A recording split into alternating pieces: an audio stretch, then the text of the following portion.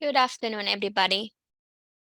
Today, I'm going to be presenting how to maintain your tech device. This is a guide to keep your device clean, safe, and ready to go. This presentation has been brought to you by Cyber Seniors and New York City Aging, and we are just going to move to the table of content that we are going to cover today. We have here 4 aspects that we are going to be taking a look at. The first is how to install software updates on your device. Second, best practices for maintaining battery life. Third, best practices for maintaining storage. And fourth, how to install new applications safely. How to install software updates on your device. We are going to start first with the definition of what is a software update. And this is a set of changes to a software to modify it, fix it, or improve it. Changes to the software will either fix issues, security vulnerabilities, provide new features, or enhance performance and usability. Updates can either be installed manually, but automatically as well, if the device is connected to the internet and has the appropriate capabilities to do these changes. So let's start with how to get the latest Windows update. So in this particular case, choose a time that works best for you to download the update. After, you will need to restart your device in order to complete that installation. In a Windows 10, you will have to use the key Windows, and after you can go to Settings, the gear icon. Once you are in this menu, you will select Update and Security. And from here, you can go then to Windows Update. Then you will select Check for Updates, and it will look similar to what you see at the bottom of the screen on the left side. And to check whether you are already running the Windows 10 2022 update, you can select View Update History on the Windows Update Settings page. To quickly know which version of Windows 10 is running on your device, you can type Wimber in the search box on the taskbar, then select Open. The process in a Windows 11 operating system is very similar to the Windows 10, just one step less. You will have to select the star icon once more. After the gear icon settings, once more Windows Update, and then select Check for Updates. If any updates are available, you can choose to install them right away or select a time and date that better suit your schedule, such as we mentioned at the beginning. There are a few things that you can use to troubleshoot issues if you encounter any of those.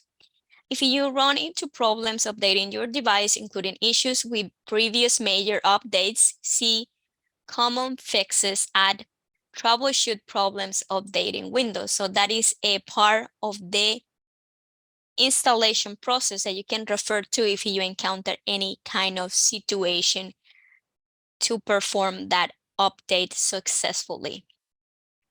If you are warned by Windows Update that you don't have enough space on your device to install that modification, you can see then the option Free Up Space for Windows Updates. If you experience internet connection issues while updating your device, you can see then Fix Wi-Fi connection issues in Windows if that happened to be the problem you are facing. Now let's take a look at Apple devices.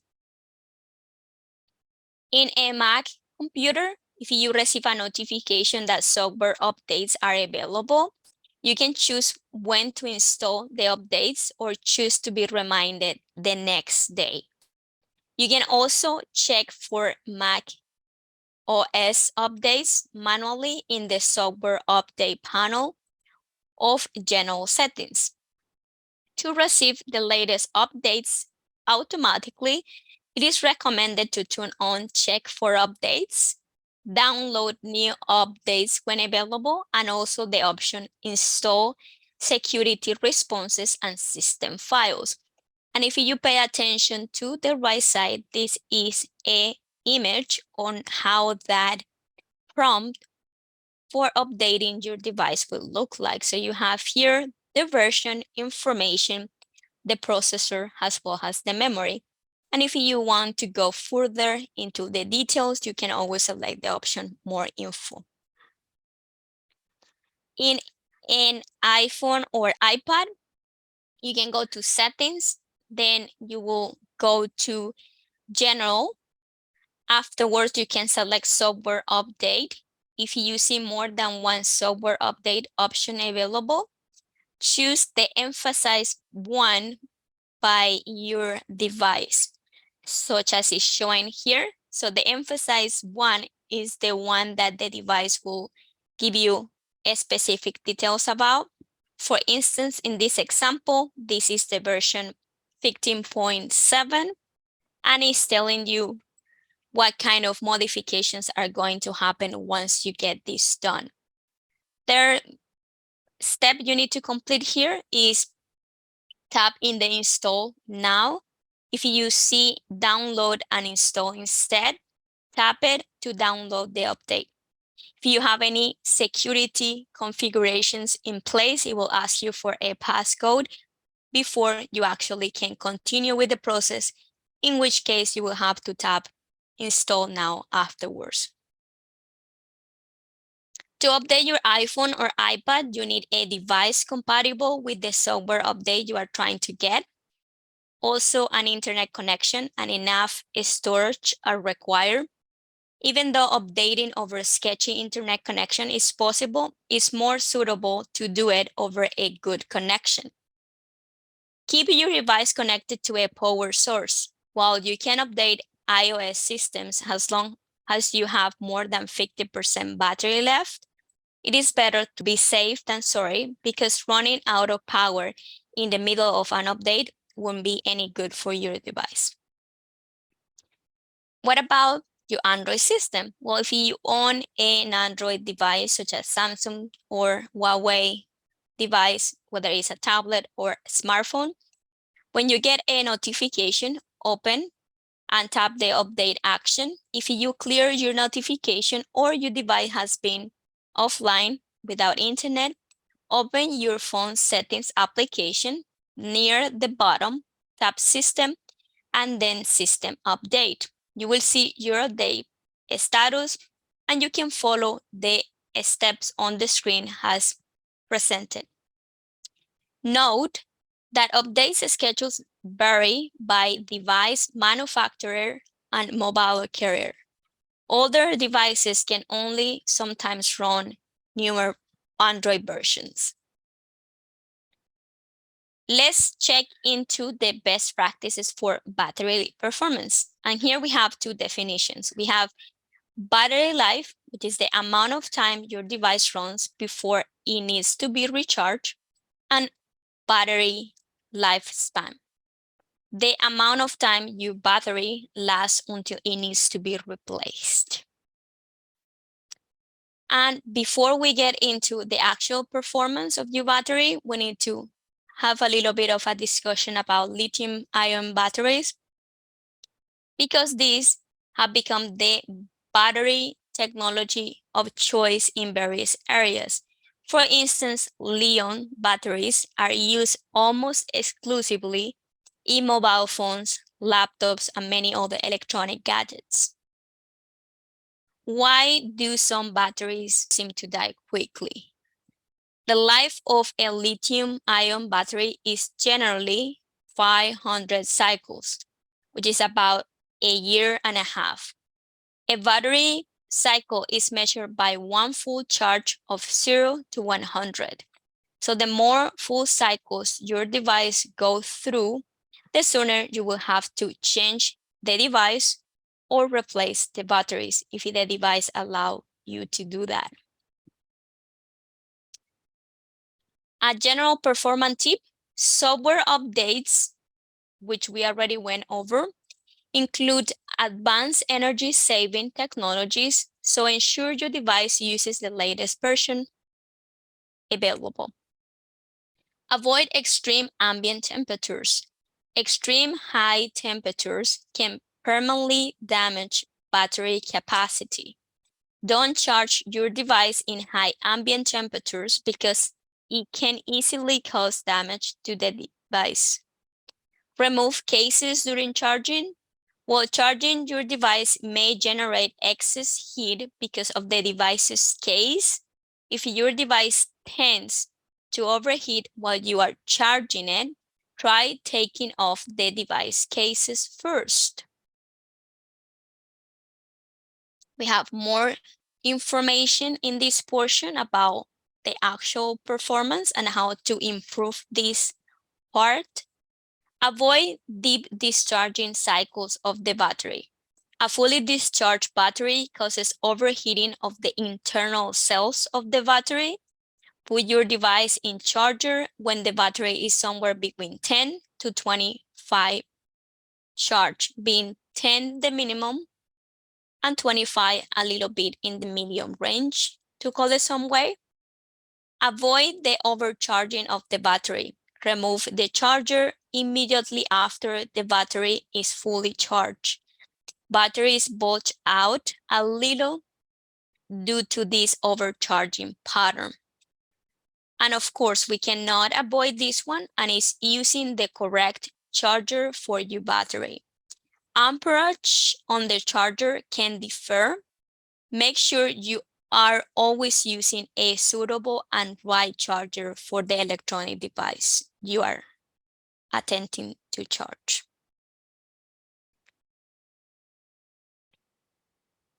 How can you make your device battery last longer? So we already went over the discharging and overcharging. The sweetest spot to keep your battery charged is at 25, being this the minimum, and 85, being this the maximum.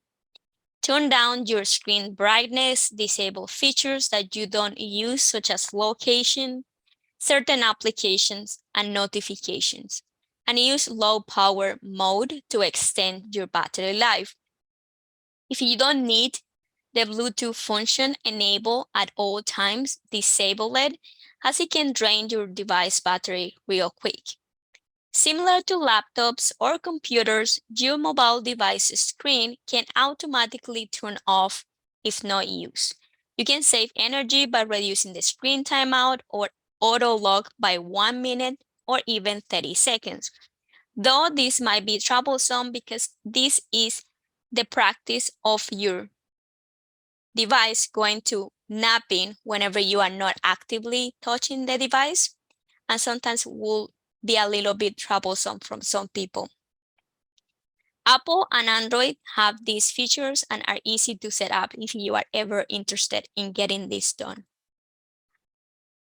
We are moving forward to best practices for maintaining storage. And when too much clutter is stored on your electronic device, you're going to start experiencing serious performance issues in the device. And one option that is leading the list here is uninstall unnecessary apps and programs. Just because you are not actively using an out-of-date application, it doesn't mean it is still not hanging around. So get in control and learn how to free up storage space in your device by deleting unused applications that take up your space.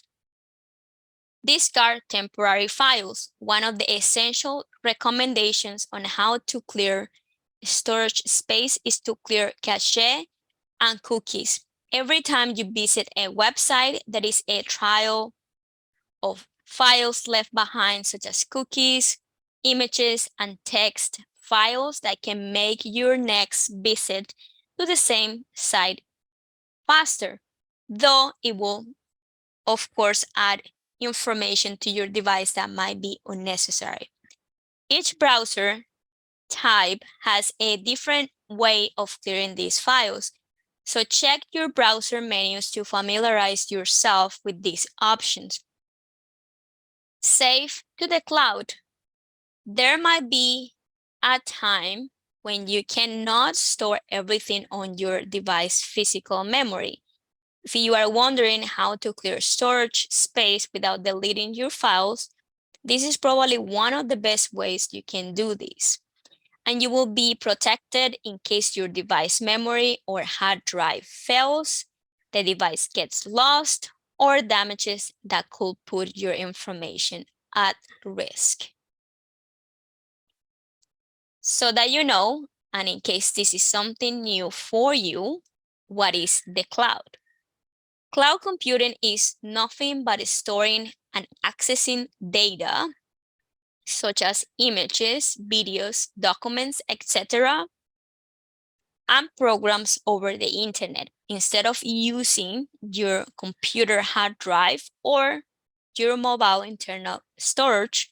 You might be using Google Drive, which is in the case that you are a Gmail user, OneDrive, which is in the case you are a Outlook user, and iCloud, which is in the case that you are an Apple user. This can be used for backing up important data, and this process is called storing and accessing data. Maintenance is vital. Freeing up space on your device can take time, but the more often you do this task, the less time each will take and the better your device will perform. Additional tasks such as deleting fuzzy or duplicate photos, though they might seem simple, can make a difference in the storage of your electronic device. So is emptying the recycle bin is needed to make the trash go away for good. And this will be available in certain devices. It's kind of an invisible folder. For computers, it's very easy to find actually, but for a smartphone, sometimes you will need to do a different extra steps to get to the recycling bin and eliminate these files for good. And lastly here, what to know before you install new applications. Very important, do not download apps impulsively. The safest route to find apps is to download them from a trustworthy source. App stores provide consumers with add layers of security. There is far less chance of running into issues on app markets. Apps within Microsoft Store, Apple App Store, or Google Play Store are screened for legitimacy, quality, safety, and many other factors. Apps outside these markets could be potentially harmful and likely infected with malicious programming such as viruses. These become much more problematic when you are using computers such as Windows PCs, because the Microsoft Store sometimes is not as abundant with the number of applications you can find in that app store. For Mac computer, you have the Apple App Store, which is kind of very rich in the number and diverse applications you can find in there. So there's a Google Play Store that is directly connected with Android devices, whether it's a tablet or a smartphone. Inspecting permissions is also very important when downloading new application. And apps should not have too many permissions. The ones that do should be appropriate to the applications. Permissions grant access to different features and functions of your device, And for instance, some permissions give apps access to messages and phone call logs. Before agreeing to anything, ask yourself if the application really needs that specific element to function correctly. For instance, if you pay attention here, we have that the Google Chrome browser requests camera, context, location, microphone, and other features of your device in order to operate. And the reason behind that can be different things. The location is needed if you use the Google Maps, which is connected to the Google Chrome applications. The camera in the case that you are looking something online through a photo or image. The microphone in case you want to use voice dictation to ask a request in that browser. And that is the kind of thought processing that you need to do. How is that application going to use these functions that I'm allowing the application to use? You need to think that first in order to give that permission feeling comfortable. Of course, like any other product that we purchase online in this digital era, read reviews. These are good to see how others feel about the application that you want to download. Do not make your mind exclusively based on reviews, but take them in consideration. Not all reviews should be weighted equally, and you should watch out for reviews that don't seem real, because that also can happen. You will see every now and then that reviews in the same platform are exactly the same, posted in the same date. They are not as specific, not too many details for you to gather as somebody who is trying to get this application for the first time.